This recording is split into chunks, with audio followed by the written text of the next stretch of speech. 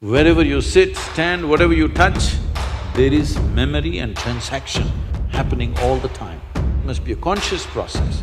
If it's a compulsive process, then you will pay the price for it. It is not that this is sin, that is sin. The question is, what is your priority in your life?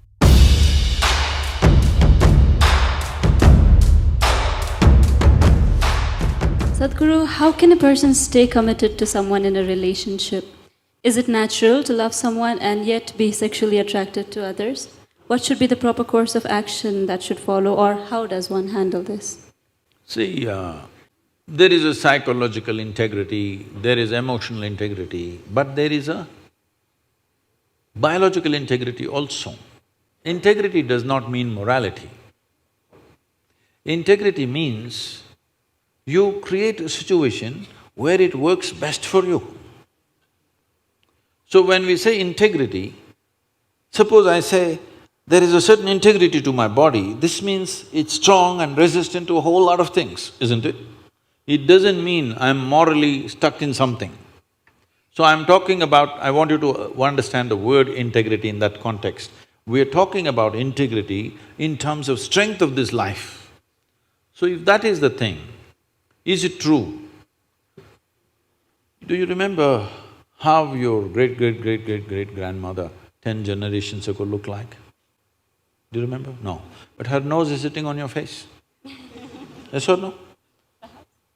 Body remembers, isn't it? Body remembers your forefathers 1,000,000 years ago. Yes or no?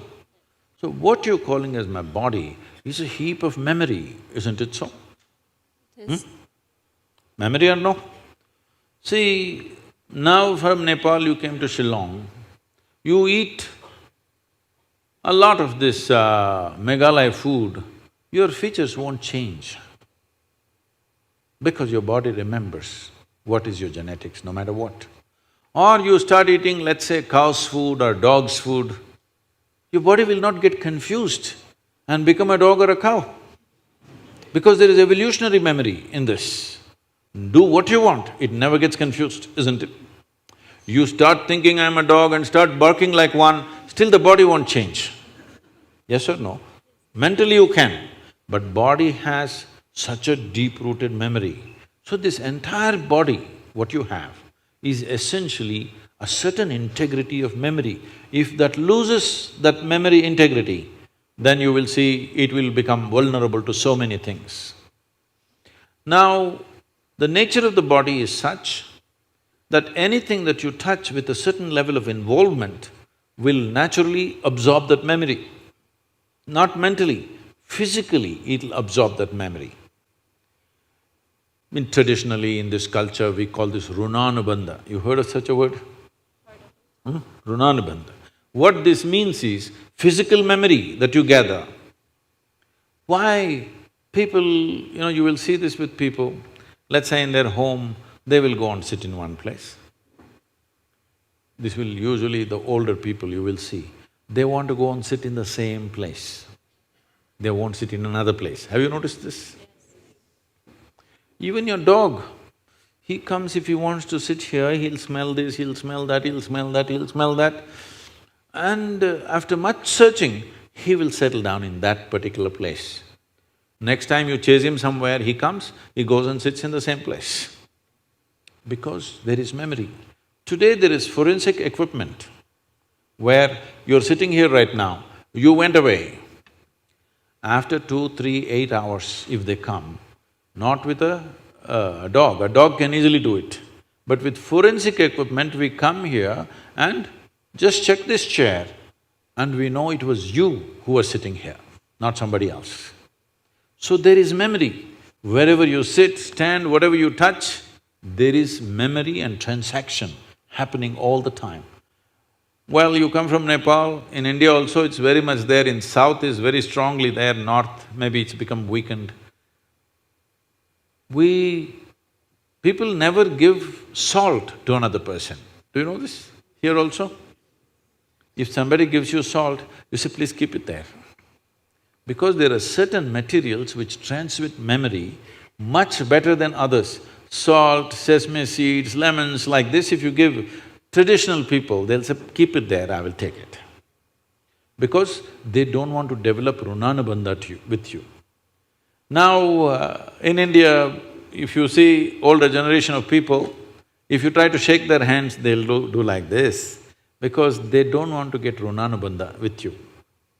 Because the idea is to keep the integrity of your body's memory in such a way that it doesn't become vulnerable to other things, that you become a very integrated life. If you want to nurture yourself to be a certain possibility, then you have to maintain the memory integrity. This is what Runanubandha means. You keep your physical memory to the minimal. A sexual interaction is something where a huge amount of memory is taken from one to the other. So, always, not in this society, everywhere else, forever people saw the advantage of keeping that memory to the minimal. If you make that memory very complex, you will see to be at ease will become very difficult after some time. There will be pleasure, but there will be no joy in your life. You can observe people, don't go by what I'm saying. You can observe people, they will have pleasure, they will giggle all the time, but you look at them, there is no joy in them, there's no ease. Because the ease will go away with excessive memory. This is not only with sexuality, there are many other things that you do like this. Right now you see this very much in the Western societies. Wherever I go, especially in America, people will come, Sadhguru, where is my hug? I say, it must be with you. Why is it with me? It is not like at a certain moment when you feel close to somebody, you hug them. It's like all the time you have to touch people. Because today's psychiatrists are analyzing these things and saying that is because they have not been sufficiently touched by their mothers and parents at an early age. When they grow up, they're desperately longing to touch somebody all the time. All these things have a serious impact on one's life. How much physical contact when the child is born, this will determine how much physical contact they will long for later on.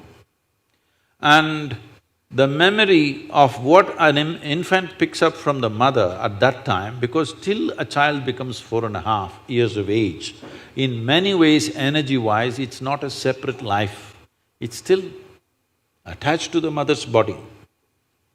Actually, if by nature if people go till then, they must be drinking the mother's milk and connected up to 4.5 years, that's how naturally it was. So, the energy doesn't mature at that time, more and more memory that you get from the mother is better and better to strengthen this. But once the child begins to move out and becomes an individual, life is organizing itself. People come to me and say, Sadhguru, can you bless my daughter, can you bless my son? First thing I ask is, how old? If they say 15, 16, 18, all right. If they're over 21, I say no. Because me blessing you, blessing will not go to your child. You may still think emotionally that's my child, but as far as life is concerned, it's become fully separate. Generally, the course of life is considered to be approximately 84 years or 1008 cycles of the moon. The cycles of the moon and our body is very directly connected. Only because our mother's bodies were in sync with the cycles of the moon, we are born, otherwise we wouldn't be born, isn't it? Hello? So, a full life is considered 1008 cycles of the moon, which will approximately considered as 83 to 84 years. So if one crosses 84, it's considered a full life. In this, the first quarter is the only time when it is connected to parentage. After that, the child must move, because energy-wise, you cannot connect those two lives anymore. So that is when the longing, if you have not created enough integrity within yourself, the longing for another body multiplies. Even though the hormonal phase may be higher between 15 to 20, the longing to bind and bond with somebody increases after 21 years of age, because unknowingly you're like a satellite who fell off the main mother. You come off the motherboard. Now you want to attach to something unless you find some integrity. This is why between 12 and 18, one must do lot of sadhana to strengthen the body, so that you don't desperately bind yourself to something or somebody. You must consciously, if you wish to take a partner, it must be a conscious process. If it's a compulsive process, then you will pay the price for it. This is not a question of morality. It is not that this is sin, that is sin. The question is, what is your priority in your life? If your priority is to make this life rise to a higher possibility, then you must be conscious. If you want to somehow live and go, it's okay.